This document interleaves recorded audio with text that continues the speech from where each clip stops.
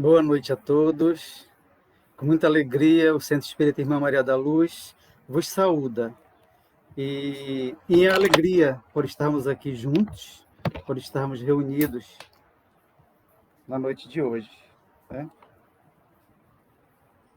O Centro Espírita Maria da Luz agradece a presença de todos e em alegria nos encontramos aqui para essas duas últimas histórias deste seminário que estamos apresentando. Antes de mais nada, vamos fazer a nossa prece inicial.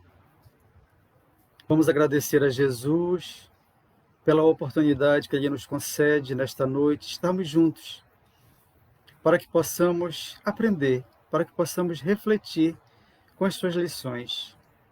Rogamos a Ele, ao Cristo amado, sobretudo pelos sofredores, pelo nosso planeta em momento difícil, para que possamos superar com fé e confiança estes momentos. Por aqueles que estão desencarnando, que desencarnaram pelo Covid ou outras doenças, os nossos pensamentos de paz e de luz, que a espiritualidade possa ampará-los da melhor maneira possível e que se sintam acolhidos no mundo espiritual.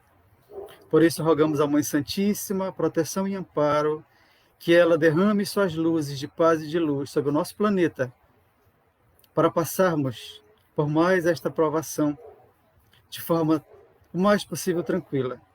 Que Jesus nos ilumine, ilumine as nossas famílias e que possamos ter paz, sobretudo nas nossas consciências. Que assim seja. Meus irmãos, então nós hoje vamos não fazer uma palestra, mas é uma contação de histórias. Estamos apresentando este livro, que é Arte de Recomeçar.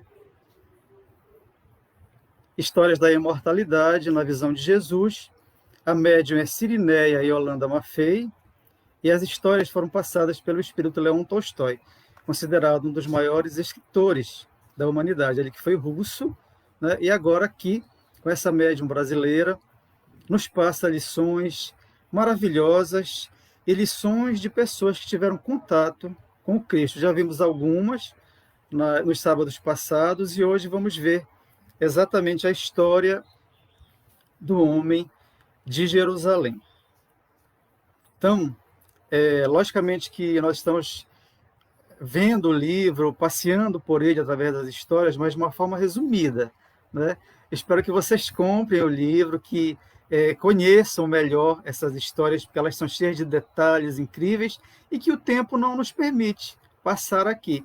Estamos vendo durante estes sábados, e veremos no sábado seguinte, que será a última história apresentada, um resumo daquilo que o espírito Leon Tolstói passou para a médium, né? Então vamos conhecer a história desse homem de Jerusalém.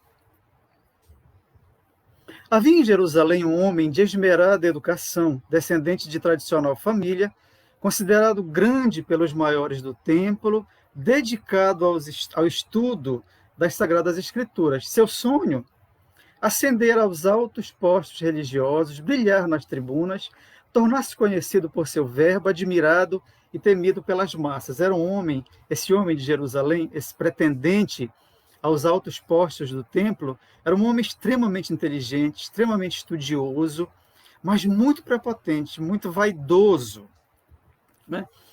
Então ele se dedicava a atividades comerciais, como diz o texto. Assim, apesar de profissionalmente dedicar-se às atividades comerciais, não abdicava de seus propósitos, convivendo com os líderes da religião judaica, acatando-lhes as sugestões, compartilhando-lhes as ideias.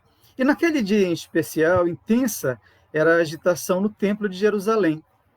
Aproximavam-se os festejos da Páscoa e, de acordo com a tradição, impunha-se o cumprimento de determinados ritualismos. A Páscoa era uma das datas mais importantes para a comunidade judaica. Então os judeus acorriam a Jerusalém exatamente para esse grandioso templo, o Templo de Jerusalém, que foi destruído, foi reconstruído, destruído novamente, que hoje resta apenas o Muro das Lamentações. Era para lá, para esse local que iam os judeus fazer seus rituais, suas cerimônias em agradecimento. E a Páscoa agradecia exatamente o agradecimento pelas colheitas fartas. Então, nesse dia, as pessoas estavam, havia muita gente em Jerusalém, nesse templo que era imenso, era realmente de uma grandiosidade enorme, para comemorar exatamente essa festividade da Páscoa. Então havia necessidade, era da lei judaica, que se sacrificassem animais a Deus. Era um povo monoteísta, um povo que acreditava num Deus único, né? Mas havia essa série de ritualismos. E Leão Tolstói diz, assim, prescrevia-se a compra de animais para sacrifícios obrigatoriamente adquiridos nas barracas de comércio instaladas no recinto considerado sagrado. Então, ali em torno do templo havia toda essa feira, esse comércio de animais, porque as pessoas iam ter que comprar lá os animais para serem sacrificados. Apregoavam-se em altas vozes a mercadoria e o vozerio tomava conta do local, espantando a serenidade e perturbando o silêncio e o recolhimento da casa de oração. Um outro homem, de altaneiro e majestoso porte, atravessou a praça repleta de gentes, adentrando o amplo e impressionante edifício. Seus olhos fitaram o deprimente mercado, onde, em ressonantes brados, eram negociadas as pobres vítimas, os animais que iam ser sacrificados.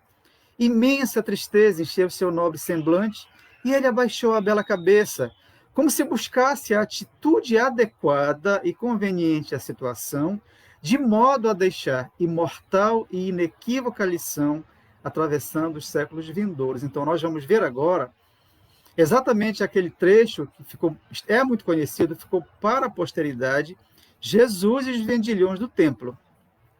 Mas de uma maneira diferente daquilo que normalmente se lê e se interpreta nos evangelhos. Né? Então, Jesus ficou muito triste de ver aquela situação ali, naquela casa que era considerada a casa de Deus. Né? E aí nós vemos que a maioria das pessoas cristãs pensam que nesse momento Jesus se encolorizou, saiu derrubando todo mundo, derrubando, chutando, chicoteando. Não foi assim. Então, essa pintura do dinamarquês Carl Bloch mostra exatamente essa ideia equivocada, porque aconteceu realmente o fato, mas não dessa forma, porque Jesus era o amor encarnado. É totalmente contraditório, seria impensável ele agir de forma violenta nesse momento. Né? Então vamos ver o que é que o Leão Tolstói fala sobre isso.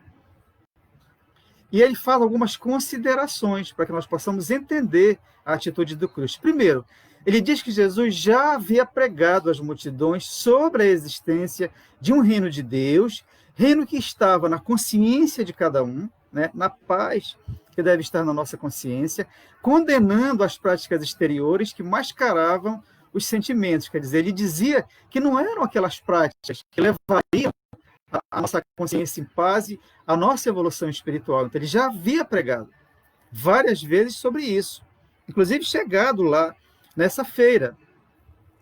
Mas, apesar das suas pregações, aquele local continuava sendo considerado a casa de Deus pelo seu povo. Jesus era judeu. Né? Então, aquele local era sagrado para a religião. Né?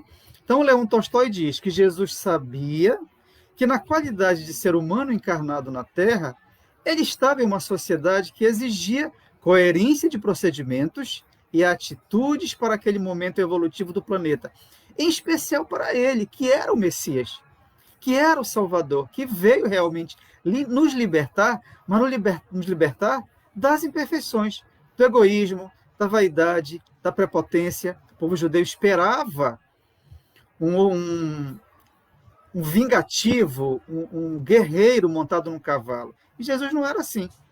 A guerra, entre aspas, do Cristo era para que nós entendêssemos realmente qual era o nosso verdadeiro caminho para atingirmos esse reino de Deus, que é o reino de paz, as nossas consciências. E, consequentemente, consciência em paz, quando voltarmos ao mundo espiritual, iremos para um local de paz.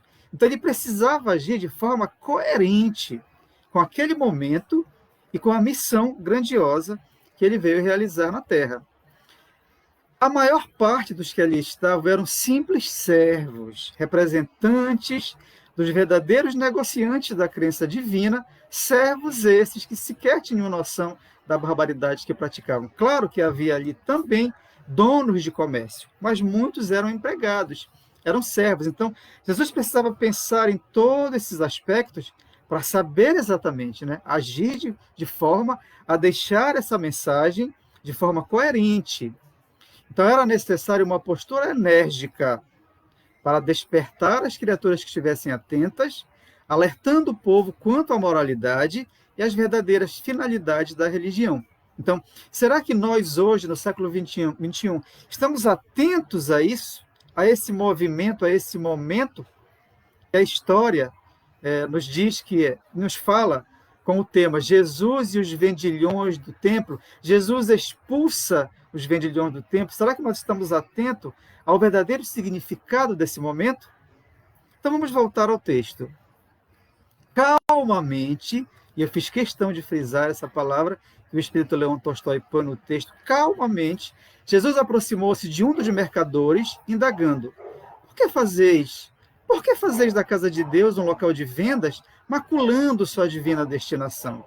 E esse homem, esse mercador, é exatamente este homem de Jerusalém. Esse espírito que nós conhecemos aqui como homem de Jerusalém, ele narrou essa história para o Espírito Leão Tolstói e pediu anonimato.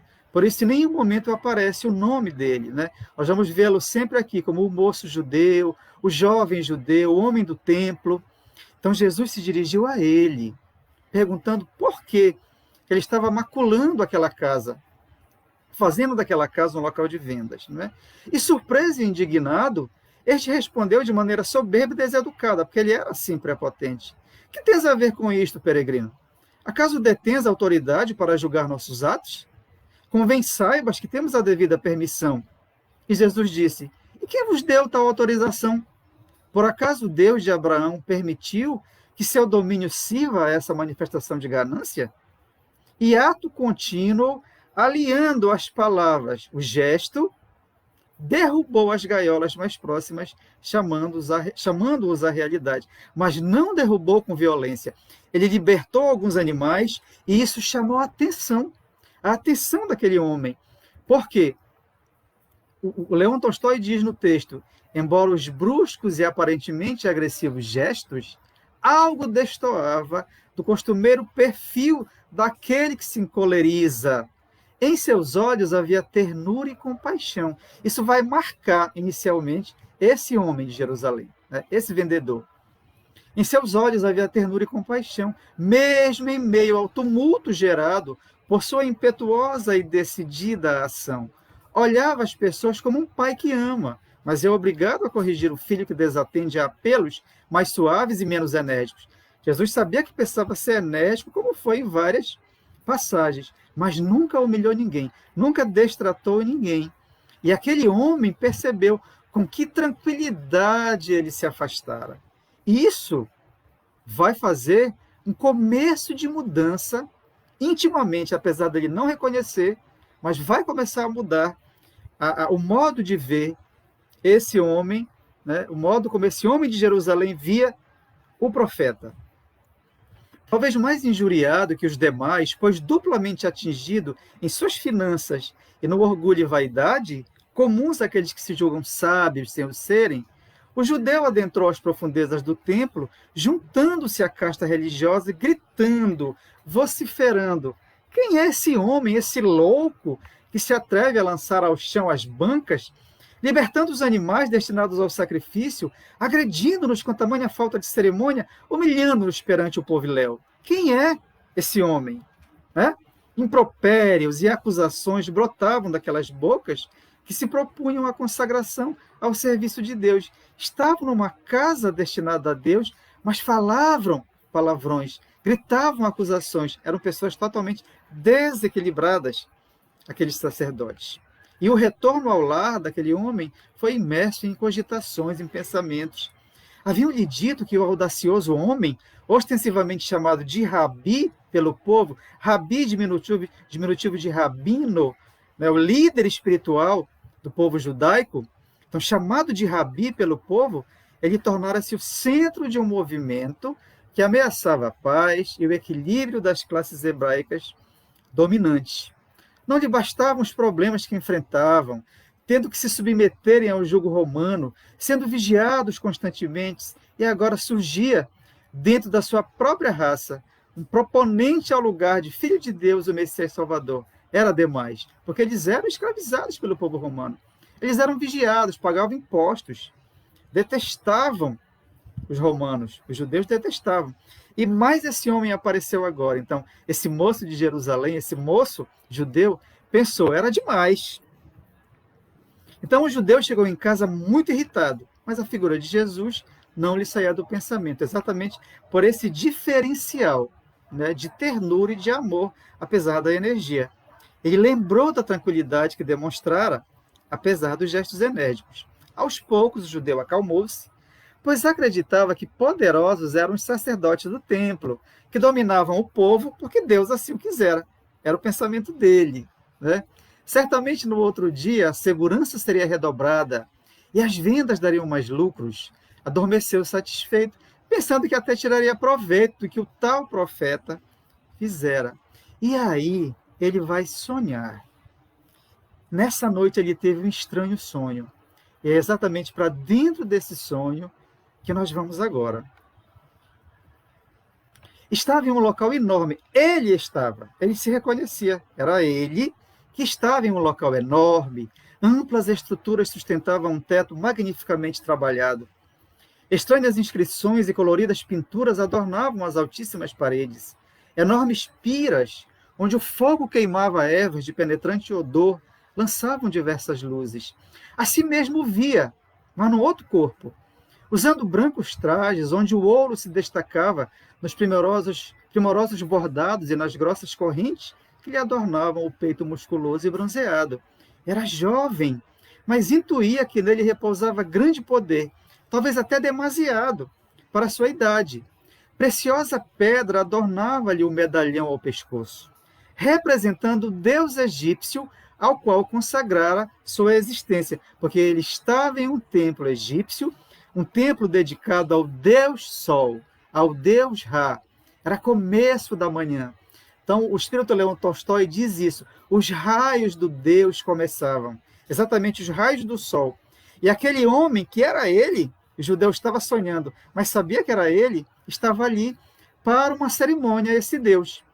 Mas esse homem egípcio estava ali apenas pelo poder. Na verdade, no fundo, ele não tinha um respeito maior por aquele Deus. Ele queria poder, ostentação por esse Deus chamado Ra, o Deus Sol. A ampla biblioteca do templo, com seus papiros e pergaminhos, deslumbrava e fascinava o jovem egípcio. Nela, a sabedoria mergulhava no estudo, esquecido do tempo. Vejam, uma similitude entre a reencarnação como egípcio e a reencarnação como judeu. Ele gostava de estudar como egípcio e continuava gostando de estudar como judeu. Ele era muito estudioso. Embora detentor de raros poderes de vidência e audiência, profetizando e enxergando além do presente, reconhecia-se esse homem egípcio, impotente perante a sabedoria dos sacerdotes mais antigos. A eles cabia decidir, acatar ou rejeitar as comunicações espirituais, ordenar, escolher os caminhos a serem trilhados. E com isso ele se irritava. Irritava-se almejando maior autonomia, respeito, admiração. Só havia um caminho e era árduo e longo: suplantá-los, fazendo do conhecimento arma mortal. Suas faculdades poderiam ser ampliadas, aprenderia a manipular as forças naturais, tornar-se-ia tão poderoso que nada restaria, a não ser os outros sacerdotes dos deus Ra curvarem-se. Então vejam o desejo dele de poder. E nós temos que atentar aqui para esse poder espiritual que ele possuía. Um poder mental muito grande. Ele via os espíritos, ele ouvia, ele tinha um poder extremamente grandioso, esse homem, mas ainda não era suficiente para que ele assumisse o cargo maior lá do templo de Ra. Aborreciam-no as ideias de fraternidade que ele já via em alguns sacerdotes, mas ele não gostava disso. Aborrecia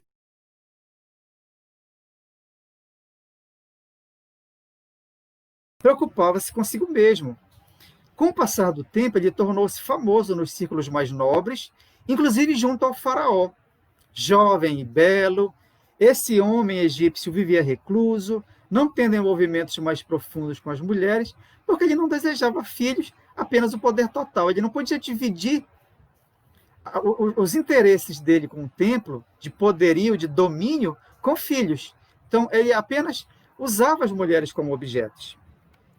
E na cerimônia desse dia, um grupo de pessoas desconhecidas adentrou no templo e uma bela jovem chamou a sua atenção. Era de uma beleza incomum no povo egípcio. A princípio, isso lhe causou repúdio, por adivinhar que ela era judia, e ele tinha um verdadeiro horror ao povo judeu. Ele considerava os judeus como intrusos e possuía verdadeiro horror a esse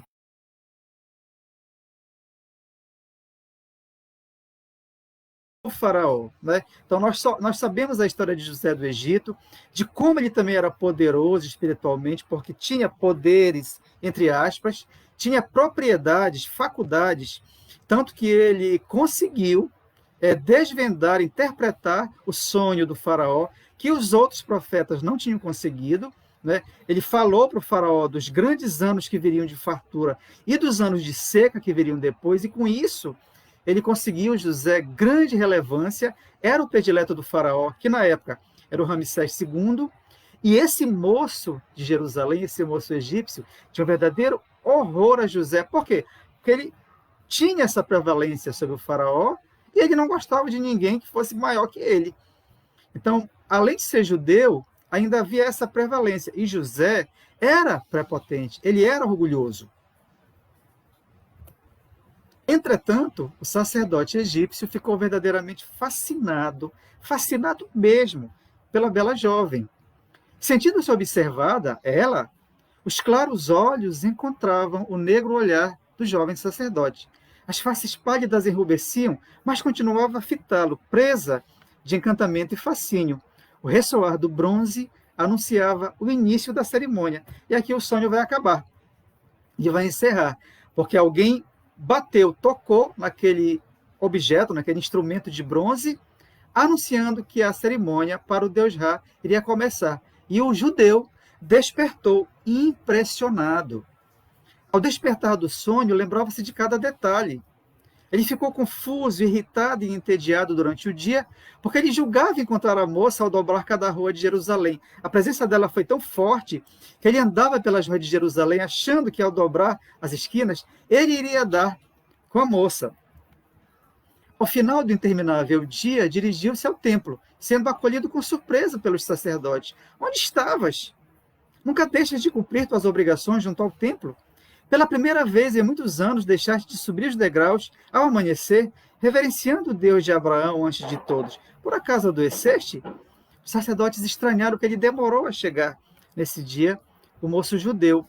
Os sacerdotes então fizeram um pedido para que ele fosse atrás de Jesus a fim de investigar sua vida, pois representava perigo para o povo judeu. Os sacerdotes então fizeram uma proposta a esse moço, né, dizendo: queremos que organizes uma busca e o localizes. Sonda-o, observa-lhe as atitudes e atos. Talvez tenhamos que nos livrar dele para o nosso bem e das Sagradas Escrituras. Aproxima-te como se fosses mais um a buscá-lo e traze a verdade. Assim será feito, disse o moço judeu. Tranquilizai-vos. Amanhã irei em busca do tal Rabi e veremos quem pode mais. O jovem judeu dirigiu-se apressadamente para casa, ansioso, porque ele queria sonhar de novo, pois desejava sonhar novamente com a bela mulher. E o sonho recomeçou exatamente no ponto onde havia parado, deixando incrédulo na manhã seguinte. Então nós vamos novamente entrar nesse sonho, que foi a continuação do sonho onde a gente tinha parado, ou seja, o início da cerimônia ao deus Ra. E ele sonhou novamente. Os sacerdotes desincumbiram-se a contento da longa cerimônia religiosa e, finalmente, os fiéis abandonavam as dependências do templo. Com eles seguiam a moça e seus familiares, constrangidos, como se ali estivessem forçados por impositivos sociais aos quais não podiam fugir. E aquela família realmente estava forçada ali, porque eles eram judeus, E aquela cerimônia era egípcia. Os egípcios eram pagãos, cultuavam vários deuses, e os judeus eram monoteístas. Tinham um Deus único, o Deus de Abraão. Então aquela família estava realmente ali constrangida e forçada. Anoitecia e sentia-se só pela primeira vez. Todo mundo foi embora do templo. A moça, inclusive, não saía da mente daquele egípcio. Ele perambulava pelos corredores vazios, pelos amplos salões, observando as altas colunas, as pinturas, os luxuosos adornos. Onde estaria jovem? Quem seria? E que sonhos acalentaria tão linda criatura? E aí, lembremos que ele tem poderes espirituais, ele tem uma sensibilidade, uma energia muito grande, esse homem egípcio. Então ele adentrou em um barco e seguiu pelo rio, mentalizando a figura da moça, querendo encontrar onde ela morava. Impulsionado por estranha força, o barco parou em frente a uma residência clareada somente pela lua. E aquela residência era exatamente a residência daquela jovem. Ele estava no rio Nilo. Então a força do poder mental daquele egípcio mentalizou tanto a figura dela que o barco foi encaminhado exatamente para a frente da casa daquela família onde ela estava naquele momento. Era noite, luar. Seguindo por um rústico caminho de pedras, conseguiu adentrar na casa e localizar o quarto da moça. Uma vela perfumada lançava sombra sobre as paredes e sobre o leito adormecida, a mulher desejada. Movendo-se com cautela, o moço sacerdote observava o quarto, ironicamente registrando que ela ainda se detinha em infantis interesses, devido à presença de inúmeros brinquedos. Observava as suas vestes de dormir, quase uma menina. Os longos cabelos espalhavam-se pelos travesseiros de seda. Imensa paixão, a custo controlado, envolvia-o. Férrea vontade obrigava-o a voltar sobre seus passos, retomando a barca. Então, foi uma paixão avassaladora, uma paixão carnal, sobretudo, né? Nos dias seguintes, procurava esquecê-la. O instinto dizia-lhe que o relacionamento seria prejudicial a seus interesses, distraindo sua atenção dos reais objetivos, colocando-o em perigosa situação. Imagina, ele queria ser o poderoso sacerdote do templo de Ra e se envolver com uma moça judia? Não tinha sentido para ele. Tratava-se de uma judia, pertencente ao povo apenas tolerado por imposição de José, revestido de imensa autoridade, a quem o faraó delegara poder muito semelhante e talvez superior ao seu. Os egípcios odiavam José, e ele, particularmente, detestava José por isso, por ele ter essa prevalência sobre o faraó. Melhor ficar longe da bela criatura, indigna de seu interesse, pensou ele. Além do mais, conhecia muito bem a força do pulso de José. Ele protegia-o de sua raça como uma leoa a seus filhotes, e realmente José dava o melhor para os judeus, e muitos egípcios ficavam para segundo plano. Era isso que irritava o povo egípcio, que eles não gostavam de José. As noites tornavam-se longas e insônias. Aquele homem, aquele egípcio, controlava-se para não voltar à encantadora vivenda às margens do Nilo. Mas foi inútil. A visão da moça adormecida não lhe abandonava a mente.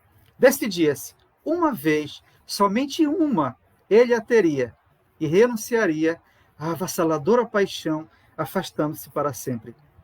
Isso é uma ilusão da mente. À noite, o sacerdote mais uma vez voltou a casa, mas o quarto estava vazio, a jovem não estava lá, deixando-o decepcionado, frustrado. No dia seguinte, ele estava desesperado para saber o destino da linda judia. Então, ele vai pagar pessoas para irem investigar. Indo aos mercados, pagou a alguns homens para localizá-la, inventando desculpas sobre o interesse, dizendo ser mera curiosidade. Então ele descobriu, por conta dessa fiscalização, que ela era de fato parente de José, sendo seu pai, o pai da moça, figura respeitável entre o povo hebreu. E o José tinha cedido aquela casa, inclusive, para que eles ficassem ali. Vejam como eles eram ligados à figura de José, né? Descobriu também que a menina tinha sido enviada ao acampamento judeu para as cerimônias antecedentes ao casamento, que seria realizado em data próxima. Ela ia casar. Ele ficou extremamente irritado. Feroz ciúme inundava o coração do jovem sacerdote. Impossível deixar que outra tocasse, maculando a virginal beleza com imundas mãos de pastor, pois outra não seria a atividade do infeliz, né? Deveria ser um pastor com que ela ia casar. Raiva e desespero misturavam-se. Não poderia perder tempo, renunciar a ela nunca. Que fazer? Bastar-lhe-ia possuí-la uma única vez, e o fogo da paixão certamente o abandonaria. Assim fora com as outras, não seria diferente com aquela tola ilusão dele. Ele foi então alertado pelos informantes que a família retornaria à casa, né? Ela estava lá nesse acampamento, a moça, para as cerimônias que antecederiam exatamente o casamento, né? As cerimônias do casamento, cerimônias antecipatórias, mas voltariam para casa. Os informantes informaram. E em uma noite, estamos aqui, né? Ele voltou ao local, levando um pequeno frasco contendo grânulos de cor azulada. Ao chegar ao quarto da jovem, derramou essa substância sobre as chamas da vela, protegendo-se para não inalar a fumaça. Quando ele jogou aquela substância na vela que estava acesa no quarto da moça, uma fumaça muito densa se fez, e ele se protegeu e ela ficou sedada. Ela entrou numa espécie de letargia. E, infelizmente, ele vai possuí-la, mesmo sem ela consentir, porque ele vai beijá-la, ele vai abraçá-la, mas ela vai estar totalmente sedada por aquela substância que ele jogou na chama da vela. Né? E não foi só uma. As noites de amor repetiam-se da mesma forma. Embora buscasse justificativas, alegando para si mesmo o domínio da situação. Enganava-se. Eram noites de amor para ele. Né? O envolvimento era tamanho que impossível fora renunciar ao prazer e aos sentimentos desconhecidos que afloravam. 2 meses decorriam. 2 meses. Ele indo à casa da moça e praticando esses atos, né, com ela. Certa manhã, os informantes trouxeram a notícia de que a casa da jovem estava em polvorosa. O pai esbravejava, gritava: infâmia, vergonha, filha ingrata. Mais tarde, esses informantes voltaram, dizendo que o noivo estava furioso, espurrando os ares, desesperado mesmo, pois, na verdade, a jovem aparecera grávida. Negando ter tido qualquer contato com ela, o noivo a repudiou. Apesar de a jovem dizer-se inocente, ela não sabia como explicar aquela gravidez. Né? Pensou o sacerdote: um filho. Certamente que a jovem não saberia de nada, pois tomaram cuidado de sedá-la noite após noite, com os mágicos grânulos adicionados à chama da vela. Não imaginara que pudesse acontecer, mas aquela era a hora exata de bater em retirada, discretamente esquecendo. Vejam só, que sentimento inferior. O sacerdote, então, mergulhou ainda mais nos estudos, né, procurando esquecer. Não poderia envolver-se em tamanho escândalo, pois assumiria a direção do templo, tendo em vista que um ancião responsável falecera. Então, naquele momento em que ele ia assumir, ele não poderia de jeito nenhum, né, ficar com essa moça e assumir essa paternidade. Nunca. Imensa dor constrangia-lhe o peito, mas, uma vez mais, privilegiaria o poder, evitando saber do destino da jovenzinha. Sepultava assim as recordações, assumindo um importante cargo com o orgulho e a vaidade que o caracterizavam. Impossível relatar a surpresa da moça judia ao constatar a insólita gravidez. O avolumar do ventre terminara por denunciá-la, e embora negasse qualquer envolvimento carnal, os fatos falavam mais alto. O ventre dela começou a se avolumar. Como a lei era extremamente rigorosa com as mulheres, ela poderia até ter sido condenada à morte. Mas o pai, apiedado dela, apenas a expulsou. Então a jovem foi expulsa de casa, passando a viver nas ruas, mendigando, até o dia em que foi abrigada por uma outra mendiga, que se apiedara dela.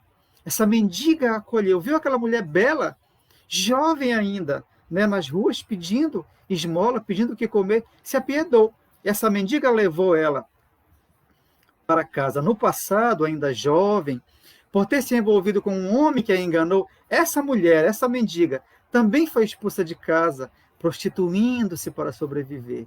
vivia em local humilde e mendigava nas ruas, agora na velhice. Então, de alguma forma, ela se identificou com a moça que também tinha sido expulsa de casa.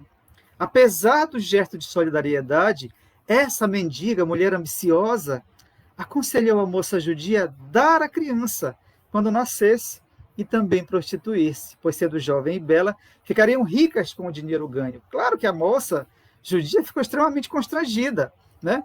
E a mendiga, ambiciosa, já antevia que elas ficariam muito ricas no futuro, porque ela daria a criança seria um atrapalho, e por ela ser jovem e bela, ganharia muito dinheiro. Mas a moça judia jamais pensava nesse tipo de vida. E aí ela foi inquirir a moça. Inquirindo a moça, a mendiga perguntou: juras que és inocente, que não te lembras de nada? Só se estavas dormindo. Tens recordação de algum sonho estranho? A moça estremecia violentamente, empalidecendo. O sonho. Aí que ela foi lembrar do sonho. Sim, agora que a senhora menciona, um sonho que se repetia sempre, sempre. Um homem alto e belo, um egípcio certamente, por sua pele morena e seus olhos negros e profundos, dizia-me doces palavras de amor que soavam distantes e imersas em envolvente névoa. Ainda sinto o toque de suas mãos devassando-me o corpo.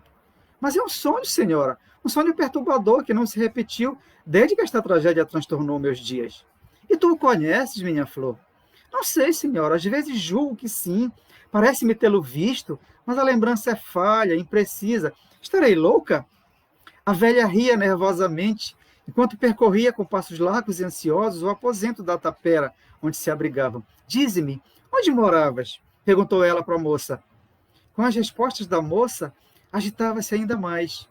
E por acaso teu quarto dava para o rio? Seria fácil chegar até ele? Ela era uma mulher vivida nas ruas. Ela conhecia todo mundo em Jerusalém. Sim, há uma escada formada de pedras, disse a moça. Vai da margem do rio ao terraço. Mas eu saberia. Teria consciência se alguém me seduzisse. Não vos parece, senhora? Eu acordaria. A menos que o homem te sedasse. Tens que recordar de onde o conheces, pois poderei procurá-lo e pedir-lhe contas da vilania que cometeu contra ti. Era muito comum, naquela época, essas substâncias que entorpeciam, havia muitos assassinatos, isso era muito comum. Estranha saudade invadia o coraçãozinho da infeliz moça. Quem seria o misterioso estranho? Existiria ou não passaria de criação de sua mente atribulada e triste? Depois de muito meditar, a moça recordou do homem no templo, lembrou-se de que, por insistência de José, o pai concordara em ir àquela cerimônia religiosa sem sentido. Era ele, o mesmo homem dos sonhos. Informada, a velha senhora disse tratar-se do supremo sacerdote, pela descrição, e pressionou a moça para ir procurá-lo. Assim estaria resolvida a pendência. Seriam ricas, pensava ela. Lembrem-se que nós estamos no sonho do moço judeu. Né? É a segunda parte desse sonho. E elas foram para lá, pressionadas por essa idosa, por essa mendiga, elas foram para lá. Chegando ao templo, a senhora fez tanto escândalo